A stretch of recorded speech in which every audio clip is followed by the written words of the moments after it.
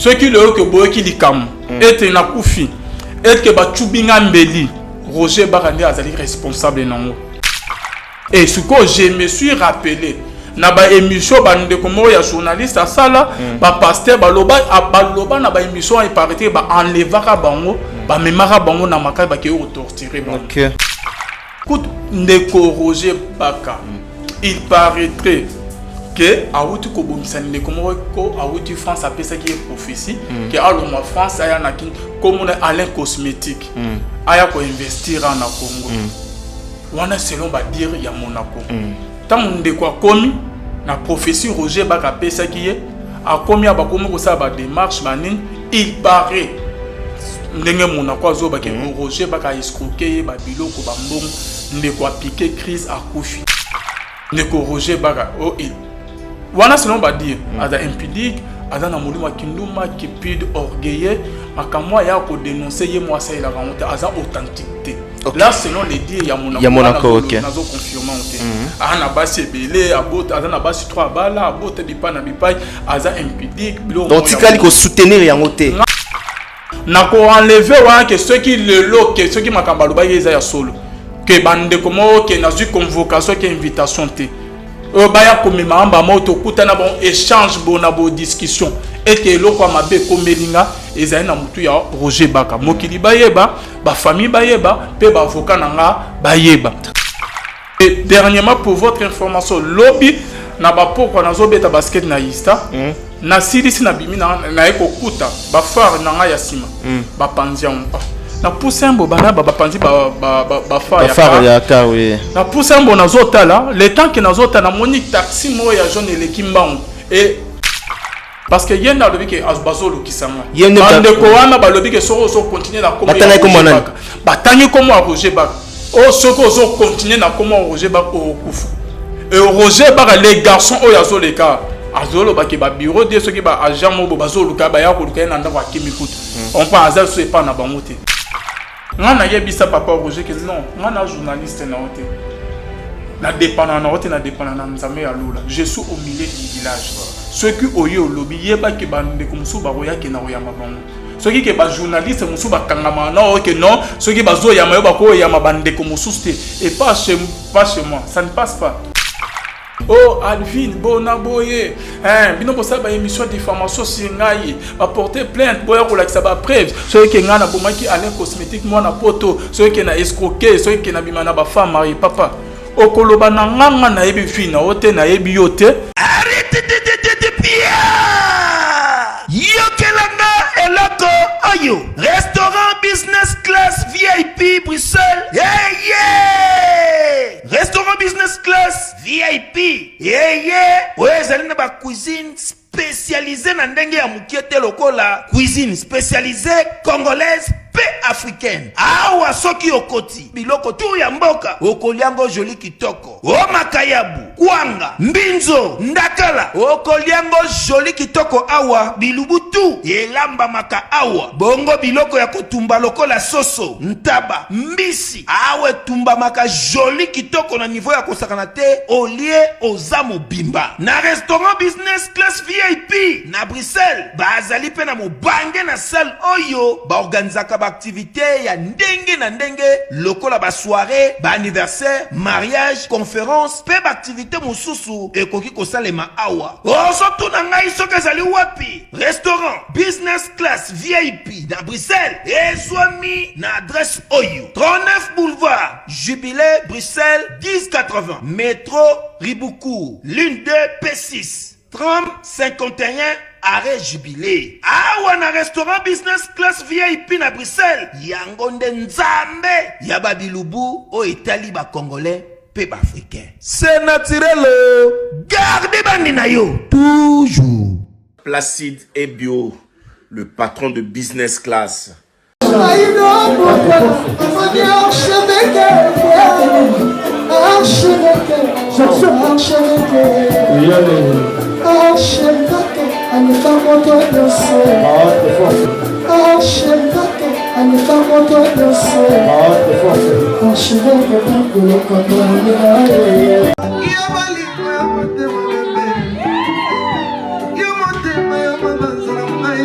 Michael Okamba, Okamba, Michael Okamba, Okamba, Michael Okamba, Okamba, Michael Okamba. Au Monitigoyo, l'artiste c'est l'improvisation. Na honoré dans l'émission na yo. Africa Elengi TV, votre chaîne, l'incontournable, la star des chaînes.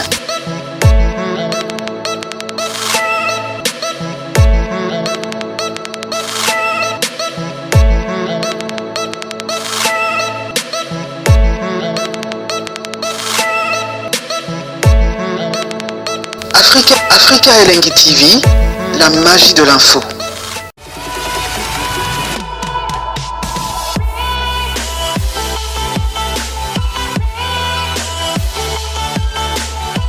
Et voilà, bonjour amis fidèles téléspectateurs, amis fidèles internautes, vous qui aimez cette émission, vous qui regardez souvent cette tranche d'animation, bienvenue sur nos antennes www.Africa Elengi TV. Je pense que vous êtes en train de suivre cette émission avec beaucoup d'attention et d'ailleurs merci pour votre confiance énorme dans cette émission. Comme vous le savez, cette émission a été présentée aujourd'hui par votre humble serviteur, 3 fois l'archevêque de la presse congolaise, autrement dit Mosokisi. Aujourd'hui, comme d'habitude, nous aurons devoir recevoir notre invité. Et ça d'habitude, il était Toyambaye. Donc aujourd'hui, ma présence naïe, c'est dit à quoi aujourd'hui dans cette émission. C'est un confrère émergé très bien dans la chaîne Mounene, La Voix Céleste, à la personne, n'est-ce pas, d'Alvin Béa. Alors, qu'est-ce qui se passe avec Alvin Béa dans notre possession? Et comme Elviso, le journaliste célèbre Alvin Béa a été, n'est-ce pas, enlevé selon la spéculation d'Enge Tamboli. Alvin Béa menace des morts. Alvin Béa bazolandaye na justice. Asalinini pe brouillé ba lelo dans cette émission. Toyambiye moko apé sa message et lokonini izokomelaye pe et lokonini oye asali pour que tomeka un peu pour éclairer certains d'ombre oyo ibatami na mulili. Et encore une fois, bienvenue sur nos antennes. Tozana Yemoko, Alvin Béa. Bonjour, bonsoir Alvin Béa. Oui, bonjour. Bonsoir. Bonsoir. Voilà, bonne santé. Ça va, Lola Isofuta. Lola Isofuta, en tout cas très content. Yagouyambayo, na plateau. Tout le monde en a déjà. Et très heureux Yagouyambo na plateau. Na biso na évité. Ah, déjà, première fois na Yambao, banda plateau salamien. Première fois. Ça va vraiment, félicitations. Ah, ça va. Elle est écoutée dans la chaîne, dans la télévision, ok. Ça va vraiment. Voilà, très bien. Mali l'a bien, en tout cas, c'est bon. Très bien. Boni La Voix Céleste, avant tout, quand on a vu il y a 6 jeunes abisso, OEP, et pour permettre quand même qu'est-ce qui se passe au pays comme Elio. D'abord, chaîne, c'est comment? Chaîne, c'est bon, ça marche par la grâce de Dieu. Malheureusement, Baoutaki Roger Baka. Donc, Atinda qui ba message, apporter qui biso plainte na niveau ya YouTube que va supprimer chaîne na biso La Voix Céleste. Donc plus de 5 et 6 vidéos. OK, ya monaki ke et bana ko déranger. OK, bande ko belé, ba ya ko répondre rien, na pese ban droit de réponse. Bande ko église a Moïse Mbiye tant a chrétien qui bango pe ba singa droit de réponse et pas pasteur Wale ça ba apôtre Mania bango pe ba singa droit de réponse pour ko répondre Roger.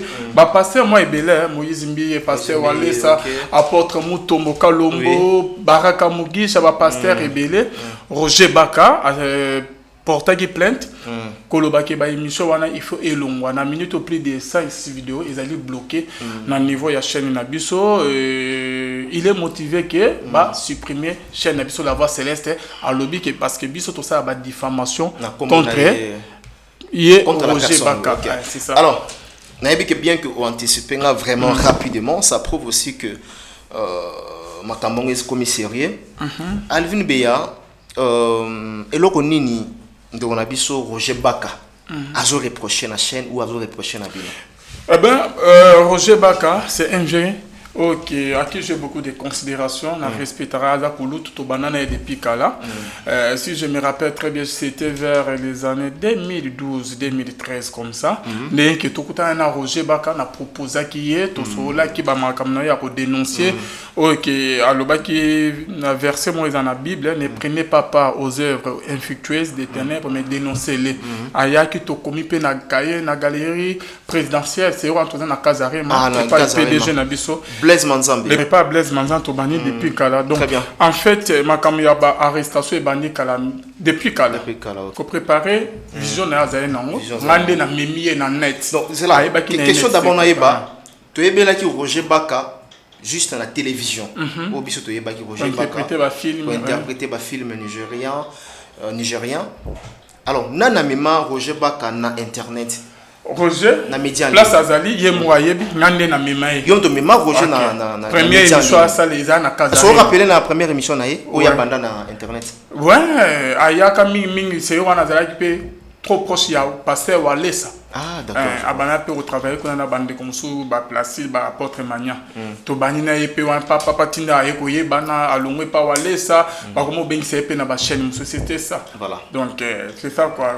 Roger Ayebi quoi. Parfois zo na ba émission azo futanga tambo moté na zo mais gratuit. Il laissait Ayebi en très bien. Voilà. Donc c'était ça. On peut dire aujourd'hui que Yona Roger hormis Maramutu o yori ko leka mais boye bani pe bo tapé. Bani très bientôt. Avant qu'Ayeba na ba journaliste tout y a ba net premier journaliste il y a net Roger Ayebezang donc tu as fait beaucoup de pouces d'une manière d'une autre il y a avancement il y a vision qui a redénoncé makamama B c'est ça. Voilà. Et aujourd'hui, bien que Moutnamuta ça la paix vinae, le loyozan à la voix céleste, une grande entreprise, mais bazo reproché net Roger Baka, bazo reproché bino teinte à la personnalité naie diffamation na ba kombo naie yo sala rango pona ko nuire ou encore ezalaka ba droit de réponse ya bato. Non, ezala ba droit de réponse Michael Okama. Moi je fais que mon travail, je suis au milieu du village. Roger Tangaye alobela ba makambo ya ba série wa ya ba Moïse Mbi. Moïse atina ba mbelesi ba Delix Arlo bande comme sou ba ya au nom ya Moïse Mbi ko répondre. Roger Baka, Roger Tangayo Bongo, Asiliki. Roger Abandaka, pardon, Roger Lobby, ba dege bonabo, ba église alimete bonabo. Bango ba se senti que bazali concerné, ba sengi droit de réponse. Je comprends. Et ngasko soki na yambi côté mususu, Roger au mona ke réaction na za bien Asilika. Et pas bande muto mo ba dege mayema na yamba bango pa apôtre muto ya ministère amen, na yama Roger Asiliki. Tu comprends? Moi, je suis journaliste, il y a Roger Baraté. Mais si on a expliqué que non, avant que comme le pasteur, au outil de la presse, au début, comment on est c'est parce que vous avez appelé directeur de programme. Très bien. Hein? Journaliste, c'est ce qui dans salle d'émission de Moussa, c'est senti qu'il est dérangé, assez un droit de réponse. Ceux qui n'ont plus mis la reporter une plainte, dans journaliste, c'est à chaque fois qu'il y a bon azo silika oh il y a dernière fois. Et surtout que les journalistes n'a pas d'amis hein. C'est ça. Oh il y a dernière fois silika makas ezata Baraka Mugisha bima prison.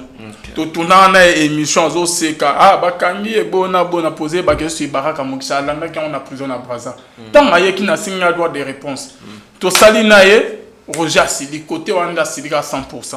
Et comment coûte que na niveau mo ka que no porter une plainte. Non na porter plainte. Roger Baka porter un coup de plainte. OK. On a zobé ça comme na ebo na bon frère Max est témoin. Max mbega mutabuma moto. A bengi Roger Baka mais wana zale ki no bona bote na sina funi bani aya to samba. Soit à ça la protocole d'accord na niveau parquet que na tika la source comment ni kotanga comme ya Roger Baka na ba émission na ngaité. Wana Roger Baka. Wana Roger Baka. Na yebi si frère Max. Tika na retirer plainte. Oh, tina $500 pour nous retirer plainte. Na biso ki na kene prison mais na yebi ba droit na ba avocat. To ça na Roger Baka na hôtel c'est que moi je suis journaliste. Ce gars na posa que apporter plainte, à reporter ne ba invité ba ko s'attaquer na o ba ko répondre yé. Ezanga journaliste. Et ba ni kalatin. Après c'est là to robé banana qui pareil sous to ko sanke ba be banana Tiffany. Afuna Petit Fanny Moka, les Nazaréens, la la servante de l'Éternel, Azadolo Mama Pasteur, na PCP Pembote. Et le wana ba pasteur ebede ba journaliste qui na funa ba s'occuper na IP crime, bande ko wana ba loba liboso kamé paraît que ba torturer ba na IP crime. Roger obligea ba on que liboso kamé ba démentir makamba wana ba émission que eza lokuta pour na que ko soigner image ni ya Roger Baka. Et moi je me pose tant de questions. Nyons Roger Baka do sale. Eza koluka gloire ya Nzambe eza wapi? Très bien. Yesu ba finga ba Paul ba finga ba sabota ba mabwake na Yesu oyo azarwa na biso ba soyi Yesu akipate azongisa te.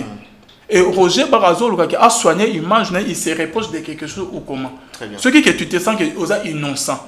Tu kan za ma justifier yo na nyonso bazolo ba pona yo. Mais est-ce que vous êtes aussi au courant ou bien na si ça mukembo papa Max s'il vous plaît. Ça, oui. Roger aya lobe malgré le baké oh na touche à vie privée ba Moïse te bani na ya ko lobe ba misalo bazo sala. Moïse a tika ko répliquer était ni ko funa Roger ba rien. Moïse a lobaka na conférence ka tika jamais ko porter Roger ba plainte. Roger ayebi ke ba makambo nzambe Bible zo pekisa biso to ke na on ba juge a mokilia. Mais hier pourquoi à chaque fois ce qui est là comme muke ba simie il faut funda. Il faut akamis. Est-ce qu'à cause de la modèle Bible zo ba pour la zo ba que soyez mes imitateurs comme moi je le suis de Christ. Est-ce que Seigneur que to landa Roger Batka to da ba imitateur to la conduite non ou comment? Très bien. C'est la seule question que je me pose. Très bien. Bande ko ebele ba ya batika ofunda Roger Barate apôtre muto mafunda été. Francis Joël la funda Roger té. OK. Roland Dalo yebi ba makama lobela concernant l'église na atika ofunda Roger Barate ba pasteur ba zebele ba wale sa banane ba singa juste le droit de réponse. Et pourquoi pas que yo Roger Baraso que bande wamba e ko répondre ye. Il faut s'enflammer, accélérer comme à un niveau ya parquet. Cette fois-ci à fundinga ni mais ko s'enflammer on prend ni aza ko s'enflammer na bateau ba ça la droit de réponse mais il y a ça ko s'enflammer juste na journaliste. Nazo comprendre que ce qui est problème et là c'est la seule question que je me pose mon cher ami. Nazo mi tout na problème ni que Roger Bagaza na envers là. OK. Ce qui est ngana ya mi bango te ba okende côté musu ba royama bango. C'est ga comme ko s'attaquer na ba journaliste nyonso to akoti sa bango na prison net ke ba simba été. Ngana yebisa papa Roger que non, ngana journaliste na ote. Na dépendant na ote na dépendant na nzambe ya lola. Je suis au milieu du village. Ceux qui oyo lobby yeba ke bande comme sou ba roya ke na royama bango. Ceux qui ba journaliste musu ba kangama na oke non, ceux qui ba zo ya mayo ba ko ya mabande comme souste et pas chez moi, ça ne passe pas.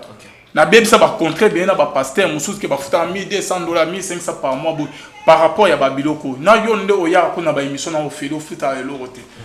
Ndeni na cause loyal, honnêteté. Na bona ya cause na dette morale. Et les qui n'ont comme na tinde to comme na niveau yo. Voilà, tinde beaucoup na niveau mais est-ce que vous êtes au courant ou encore informé de na tout nos questions tantôt que ba plainte oyo ozolo ba kenon Roger afundaka bato tangi na pe crime wana est-ce que vous êtes bien informé que ça na kombo na ye que plaignant ils bango ba non ba vidéo ezali. Bande wana ya ba journaliste na ba pasteur ba Yves Papé bazana na ba vidéo ba tali ba loba ke bazana IP crime esika Roger afuna ba torturer ba il paraît selon moi je n'affirme pas nazo confirmer le bossa caméra selon ba dire ya bande ko wana selon ba dire ya bande ko ngana affirme o ya ngai mo wonde afunda nga Max Menga mutabu mo ko koma ke nazo ngisa mongo ya $500 o ya 5 pour ba retirer plainte na boya kan pelo wana les kabona et ça ceux qui osent continuer à comment yeba ko yo okoya. Je ne me repose de rien. Mikolo nenayo ya mandeko ceux qui proche na bras droite na second na église. Des makamyo so makamoto est commis second na église. Comment Monaco. Alors balobaka le journaliste connaît tout mais ne dit pas tout. Yo auto yamba ndeko azala ki pe moko ya Roger Baka. Mais apparemment ce que ko kapende ko Roger azolela ke pourquoi les autres alaka frère Alvin azoyambaka bateau babeba inanga azoyambaka bateau bakabwani nanga pour que balobaka mabe nanga ozotala pena anglais on a te ndeko wana vana ya maye Monaco l'évangéliste aleka na ba chaîne mususa loba devant déjà ba chaîne ezé bila aleka avant yo déjà bandai déjà koleka na ba chaîne koleka déjà je suis ce qui c'est 4e journaliste à 5e journaliste na yambaye tanga na eko yambaye ndeko mi problème auto porter plainte na okanga chaîne na yo o comment se collecte ba émission té bona boy o kota prison makala ah bon C'est bon, papa Roger, net au porter une plainte. Il y a bis à iscan au porter une plainte, tout samba et à la médiatiser, pe avocat n'a pas au courant. Vous avez un dossier? Oui, na yebis. Na loba ki na émission mo bo wala biki na za pre na zo banga o yo te Roger Baka. Na zo peso respect ko za kulutu na ngai. Net yo ligne ke makamo eke na ba juge ya mokila. Yo za na relation. Oyebani na ona ba konza mokilo na ba procureur ba magistrat bani na yebike. Ba magistrat ba konzambisi ba sala musala bien toza na état de droit na ozo bangelo mote mais net ya na ba relation azoche elika na bango ka yebani na ba konzamokilo moi je n'ai que Jésus-Christ na rara na nzame on ki na voche la motema les magistrats suprêmes. Voilà tozo on a fond ezanini elo onini eliki entre yo na papa na Monaco oui Monaco na Monaco na Roger Baka parce que là oyambi mutu alobi oyo iya ko ikoloba. Mais quand même, dans l'émission, vous avez tenté à recadrer pour que le scandale et ça la maté. Toyoki, kuna na kati émission, on dekazolo baki a confirmé.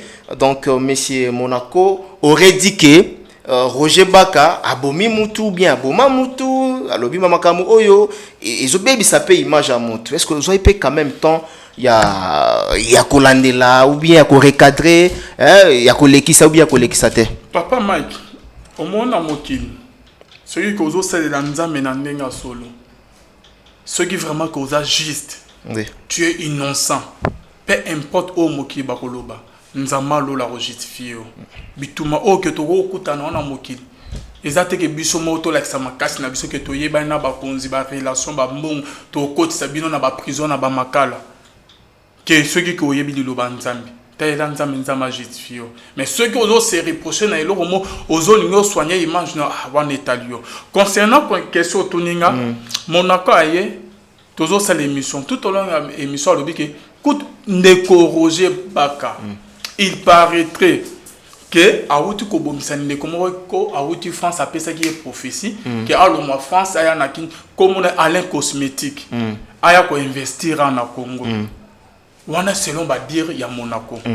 Tant ndeko akomi na prophétie Roger Baka pesa qui est akomi abakomi ko sa ba démarche banin il paraît ndenge Monaco azoba ke Roger Baka escroquer ba biloko ba mbong ndeko a piqué crise a kufi na minito corneza na morgue. OK.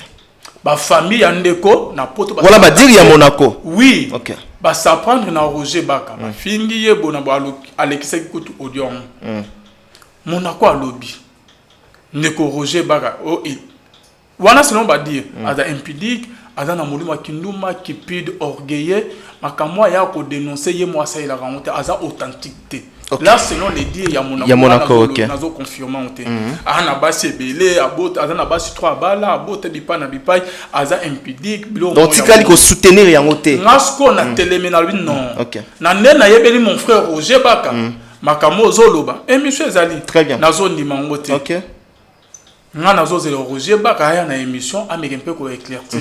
Banani baza simana. Non, il y a personne, ezaka qui place na outil, na moyen ki atiki nzami na ko dénoncer na ba makama sala bimana ba fille à église, ba femme mariée à église, atangi tangi na ba komo na ba on a télémélier. O abomisi Alain cosmétique a pesi prophétie ya lokota pona ya ko escroquer a on a kin ndeko wana komi Alain cosmétique a kufi atiki mwasi na banana na poto. Très bien. Parce que Roger Baka a escroqué. Wana selon nani Monaco oui. Voilà va dire il y a oui. Monaco to rappeler batu azalaki bras droit. Il y a Roger Baka travailler naie. Roger Baka ayebisa ngai kote Monaco qui a bien un successeur naie. Monaco. L'homme de Dieu Makambolobi est talinga été talika yomoko. Les propos tenus dans cette émission n'engagent que son propre auteur. Na ebise mo makamozo ba na nimé ont été émission ezali. Aussi ces émissions. On a le Roger Baka a repris le droit de réponse. Koulout nanga a l'équité accueilli pour ça émission 2-3 émissions. Oh Alvin Bonaboye, bino pour ça émission diffamation sur ngai, va porter plainte boya ko la ça ba preuve. Ceux qui ngana bomaki Alain cosmétique moi na poto, ceux qui na escroqué, ceux qui na bimana ba femme mari papa. Okoloba nanga na yebi fina ote na yebi yote, to suka ka na musala tango bana ko ya na kaza mpe na la voix céleste. Vie privée non a habité. Oh botamboula ne partout ne ayoko bimisa. Ba makam concernant vie na yo. Nandimi en pleine émission, on a été on a nandimi en côté. On a reporté une plainte. Est-ce que c'est moi qui ai tenu ces propos ou c'était mon invité ou Yazala qui bras droite nayo? Ne tu porté plainte. Il y a des gens partout. Parce que porté plainte. Nous avons 4 avocats. Nous avons maître Papi Mbongo. Azam membre, il y a PPRD. Tozali na maître Doli Monzoyebi, le célèbre maître Azali, membre, il y a IDPS, maître Joël Kiteng, président. Il y a Assemblée debout, il y a 10e riz. Azawana maître Jean-Paul Moukouawa Moukouaï. Bazawana bazé informé. Il y a des gens parquet. Tout ça, état de droit, état ya fati béton, moment ya ba relation, oh ya grimancé bona bo impunité c'est l'équipe.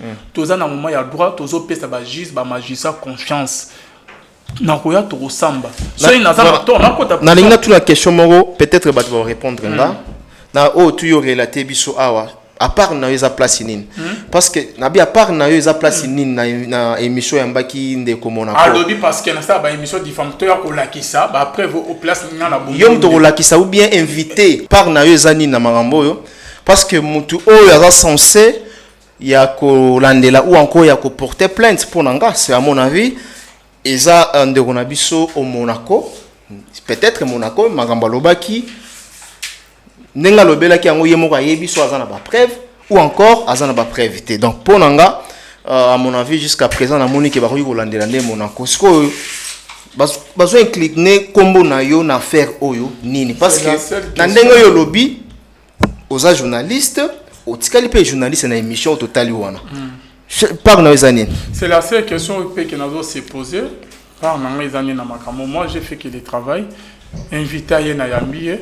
Si au moins vous a dérangé, il y a qu'à plater ça ouvert, n'a rien moi aussi, n'a pas le droit de réponse, mais démentir, maintenant ma réunion se tourne de quoi lobby, mais au lieu qu'on a refoué pour notre diffamation, bien bon, à fond dans la la convocation, ce qui fait que le lobby qui va bien ici dans la parquet Mike, n'a pas bien abandonné ya mutombo, oh bah founing dans la émission tout ça n'a bino, ok, ok, diffamation, ok, apporte mutombo à routine abandonné, oh na yamba qui bango, parce que bango ne balobaki, na a aucune émission la tika ko lobby Roger Bak, oh faux prophète, oh makamu ya lukuta loba rien.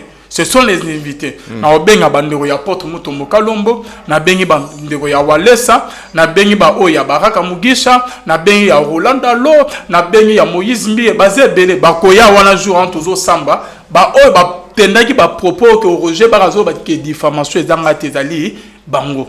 C'est ça jour en. Et dernièrement pour votre information, lobby na ba poko na zo beta basket na Ista. Na silisi na bimi na eko kuta ba foire na nga ya sima ba panzia na poussembo bana ba panzi ba foire ya ka oui na poussembo na zotala le temps que na zotala na moni taxi mo ya jaune elekimbango et ba garçon mo bazai wana moko na kata lobi yo soko zo continuer na komo ya Roger Baka okokufa. C'est pour ça que naye liboso kamera na kolandela ngoke koloba na bande onyos tout bazola na biso famille na ngai ba fan na nga ba o balinga abi la voix céleste ba o bali se plana musala na biso ce qui le que boyeki likam ete na kufi ete ba chubinga mbeli ete oui tenalo ba bon parce que Dieu notre sauveur et notre protecteur azobater biso il n'y a rien qui peut m'arriver na cette volonté ya ndeko moya tisa nganza mazo batelanga mais lolo soki ke ba menacer nga likamu problème ba chubinga mbeli na nzela nde nazo tambola Roger Barande azali responsable nango otie responsable pour nani oui parce que yenda lobi ke azbazo lukisanga ndeko wana ba lobi ke so continuer la communication batangi comme Roger Bak taxi eleki mala moko so mona kana na sima na bamikutu ba foire on na call on prend on dirait que ezaki message mo bo bazo lekisa oh ce qu'on zo continuer na comment Roger Bak au kufu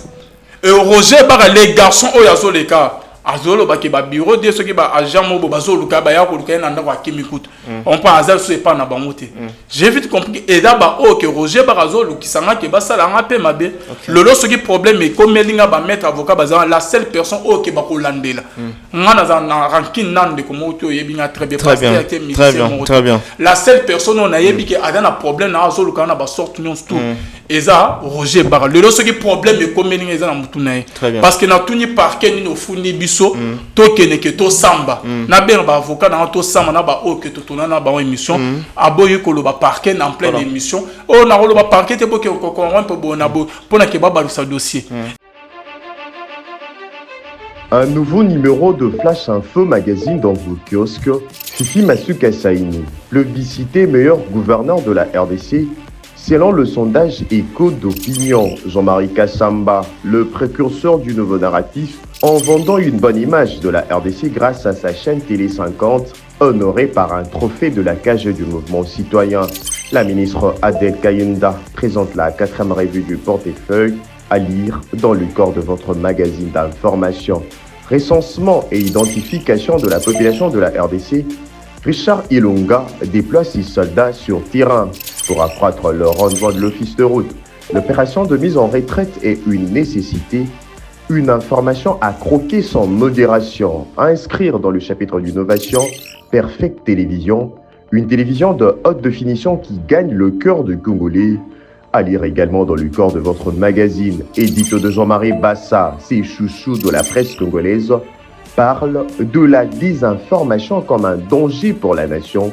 Dans le corps, l'éditeur principal écrit « Ceux qui fabriquent dans l'ombre de fausses informations visent à faire dérailler le processus démocratique qui pourtant évolue sans heurte dans un pays dont l'histoire est marquée par de soubresauts politiques aux conséquences que l'on connaît parfaitement. Le commandant Michel Ochoudi, injustement vilipendé, le chaise du salon d'honneur en voie d'être renouvelé totalement à l'aéroport international d'Ondjili. Tous derrière nos FRDC.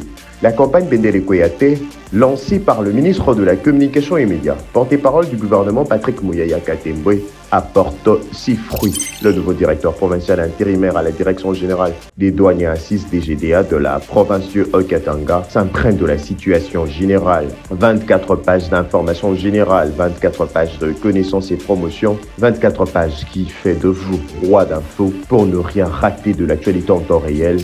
Restez connectés sur le www.flashinfo.com. Et ce que je me suis rappelé, na ba émission bande comme ya journaliste ça là ba pasteur ba loba na ba émission et paraît ba enlevera bango ba memara bango na makala ba ke torturer bango na ko enlever wa que ceux qui le lo que ceux qui makamba loba yeza ya solo que bande comme que na zu convocation que invitation te ba ya komema ba moto kutana bon échange bon na bo discussion et que loko mabe komelinga ezali na mutu ya Roger Baka mokili bayeba ba famille bayeba pe ba avocat nanga bayeba. Très bien.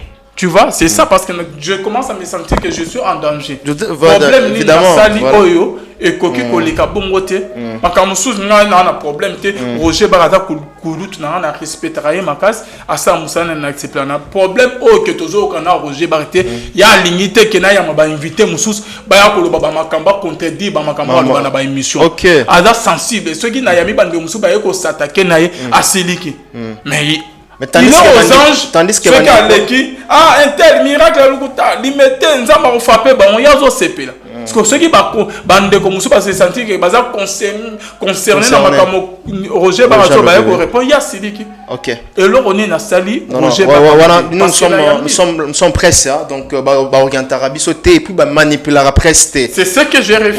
Voilà vraiment ça bien té pesa professionnalité donc voilà l'air yo lingelo ba mabe ya batu ya ko dénoncer ma batu yo peut s'attendre quelque chose que no ba peut ba dénoncer oh ya yo ozali ko sala. Comme il y a loi il y a l'air cosmétique. Non la journaliste na lobaite et donc quand ça émission bonde ko wana bimisi li solo que oh kutinde ko mo l'air cosmétique akufa na ki ezala ya solo ya solo te etalinga te na tika kondima ngote ngaku na nimaki ngote tinde ba audio yeko bibake famille maman ya ale cosmétique abengi ya fingi yebona bo abomi mwana na yebona bo wane tali bongo etalinga te na tika ko kasi balobi bongo yesu ko na mincho bo culpabiliser bon pas yo culpabiliser ndeko na biso monako a culpabiliser Roger Baka. C'est comme si c'est lui qui est à l'auteur ya maître ya ndeko na biso lobi akufi awa famille ndeko wana nde bakomi kolandela Roger ko finga ko sala bo il est mal à l'aise pour le moment et voilà mais nzela oya ko kende pona nga ezaki apporter ndeko na biso monako plainte peut-être monako na ndenga lobela ki azape na subasima na ye ba raison o ma problème na nga ezani problème na nga ezani yoze évangéliste la voix c'est la chaîne chrétienne to ça musa na nkolo olukake bakanga ba supprimer musale kufa parce que balobelaka ba invité muso baloba mabe bongo ba émission na o ke yo ya ko s'attaquer na bon pourquoi OK ba bloquer ngote o bloquer ka ba OK ba ndero ya walesa ba proche ne ba ko répondre ba bloquer ngo ba oyo ya Moïse ba ko répondre ba bloquer ngo ba oyo ya walesa Roland Dalo ba pasteur rebelle ba apôtre muto ba bloquer ba émission nyo so na pourquoi pour nous soigner ka image no réputation no ou comment tout est vanité de vanité. Ce qui est que tu es innocent, tu te sens que osa vraiment innocent, Dieu va te justifier. Est-ce que ma justice ya kofunda ou bien pasteur ou bien prophète akangisi mutu yom tuye ba rapidement Bible ngo mingi ils a permis Bible ezo pe ki ça ezo ba ke makamna biso mais mana ba juge à mokilo te mais je ne comprends pas l'homme qui est versé dans les écritures Roger ba m'a commis très bien connaissant ko les kanga. Mais à chaque fois, quand ça, je ne suis pas la première personne. Dans ceux qui 9e à 10e personne, OK, à porter plainte, à menacer, qui a côté de prison macale. N'enga promettre que na côté macale, à porter une plainte.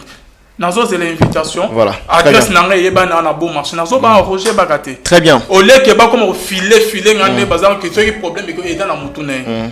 Toza na mboka ya état de droit, Fati Béton, o tozo soutenir vision na za na espace mo wan ba combattre ya IDPS ba les 40 aloba ke ro na sa ba émission politique non nazo espace ndenge to soutenir na la udo sala ba émission politique ba émission politique au sala boye nga je ne suis pas contre vision à chef de l'état. Pour son information on a voté na Fati Béton. OK. Na za mo na IDPS espace PO ce sont les présidents ya ba parlement debout ya UDPS ba les kabaya pour soutenir vision ya mokonzi mboka. OK. Opposition ils a raté. OK. Donc c'est ça quoi. Très bien. On a beaucoup dans la compétence c'était parce que natia titre A, natia B, natia C et surtout ceux dans la combo noté ça n'a rien à voir donc voilà. Ça en heure. OK. L'année question souka, on peut retenir aujourd'hui dans passage nayo 106 vidéos. 106 vidéos. OK, attendi. Ont été supprimées. Roger bloqué. 106 ont été supprimé chaîne.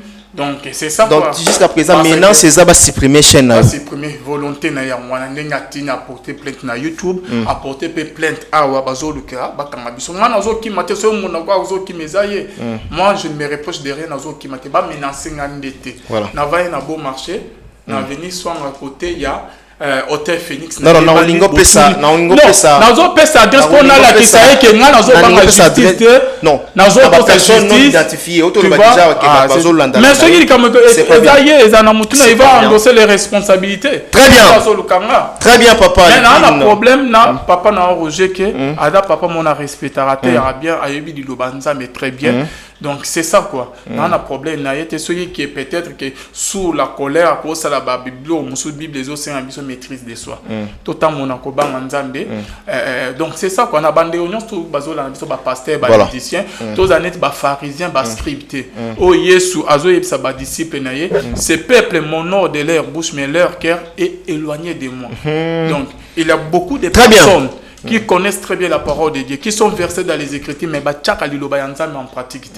Tous à la bonne côté. Donc Bible peut zoloba eloko mon côté éthique la kozala caché internellement. Très très bien. On se caché souka souka ekobima na polele. Voilà, souka souka ekobima na polele. Ndetolba toujours que lokuta yakana ascenseur et vérité yakana escalier. Donc voilà, nous sommes arrivés à la fin. Alvin Béa, la voix céleste, oyazala qui invité na biso lelo pona koloba au tout ezokomelaye na au tout bazanango relation avec Roger Baka biso to senga na Mba TV et Soukana TV et surtout kinga no senga vraiment na ndeko na biso Roger Baka na pesi bambote place azali makambo ya ba justice ya ba nini boye ezo salaire binoté parce que TV et mara TV le loso yina msu babeti alvini ni kofi biso to yaka na caméra to filmer de babete ke li kofi le loso ki ba soda ba kangi to ya peka to filmer donc ezo honorer binoté et surtout que ba to la biso partout à travers le monde, à travers les pays. Voilà, nous sommes arrivés à la fin.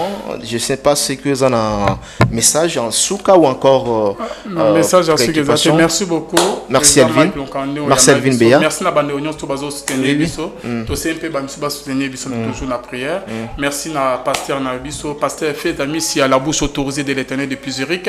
Na filo mon koya motema ya bivens de homme depuis longtemps na maman Gisèle. Loké le motema papa Emmanuel na Boston. Bonzambe toujours les ofuta. Voilà. Les ciels ils récompensent mieux que les hommes. Très bien.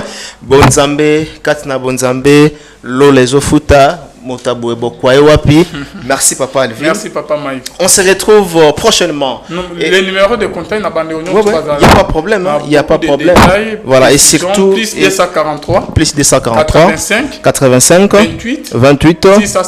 651. 46. Okay. Voilà. Les numéros par lesquels vous pouvez contacter Alvin Béa et surtout dans la promotion dans le spot publicitaire il est là présent, la voix céleste bolingi pe ba prédication les cas ou encore bandeko oyo boyaka awa ba couvrir ba séminaire azawana sala musala très bien et surtout la voix céleste chaîne ya kitoko batu balingaka.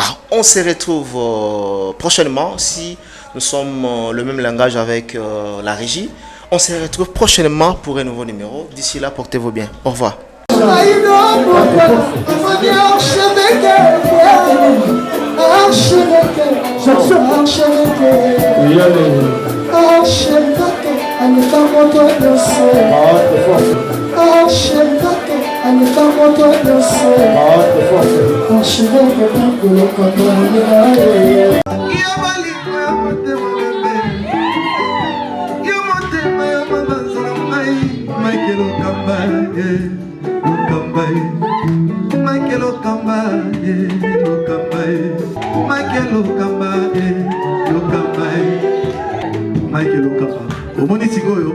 L'artiste, c'est l'improvisation. La honoré dans l'émission. Africa Elengi TV, votre chaîne, l'incontournable, la star des chaînes.